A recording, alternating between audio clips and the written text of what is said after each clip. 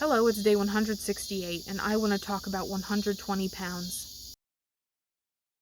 Over the course of my decades of dieting, 120 pounds was my most commonly chosen goal weight. And the whole reason I picked that number is because it's a nice round number, and it's at the very low end of the normal range on BMI for somebody of my height. It's the lowest I could possibly go and still be considered a normal weight. However, over the past couple months of intuitive eating, I feel like I've moved away from numbers. Like, I still weigh myself every day, but that's more out of habit than anything. And I'm really loving the way that intuitive eating is changing my mentality. I can eat now without feeling like I'm spiraling into a binge. I can feel hunger and not also feel panic. I can eat more varied foods without feeling like I'm somehow failing myself. But I am running into a problem with intuitive eating, and it's a problem that I can no longer really avoid talking about. It's something that I'm going to have to address. And that problem is that I set forth very rigid goals for myself. I want to be able to run a 5K without stopping, and I want to be able to do a single chin-up. And I am not going to be able to do that at the weight that I am currently at.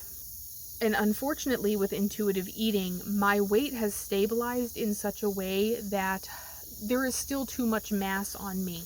I cannot physically lift this much mass over the chin-up bar, and I cannot physically haul this much mass up the limestone cliffs of the 5K route.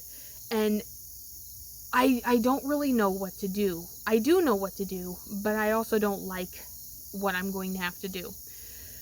I'm going to have to lose weight, and the only way to do that is to create a calorie deficit. And I feel like a calorie deficit will completely undo all of the good work I have done on intuitive eating.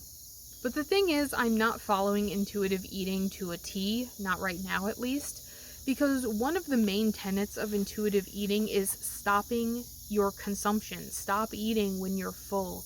And I'm not at a good place where I'm doing that quite yet. I still clean my plate and I still eat more during the day than I absolutely need, simply because I can or it's there. I still eat on autopilot quite a bit, and while it's not as bad as it used to be by any means, it's still something that is keeping my weight way, way up. I don't know that I'll ever get to 120 pounds, but I do know that I need to lower my weight in order to run my 5K or do my chin-up. And I'm not really sure what a reasonable goal weight is. Like, where should I set the number? Where should I just be happy if I go down at all?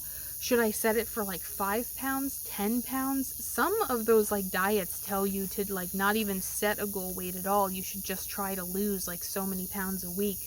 But I feel like if I make a goal weight, or a goal of what I should lose during the week, I feel like I'm going to lose a lot of the advantages that I've gotten from intuitive eating. So at this point, I feel torn. Do I keep intuitive eating and never get to my fitness goals, or do I prioritize my fitness goals over my mental health when it comes to food?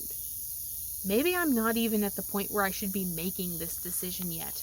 How long is intuitive eating supposed to take? How long until I feel like a normal person who can just do this sort of stuff without thinking about it?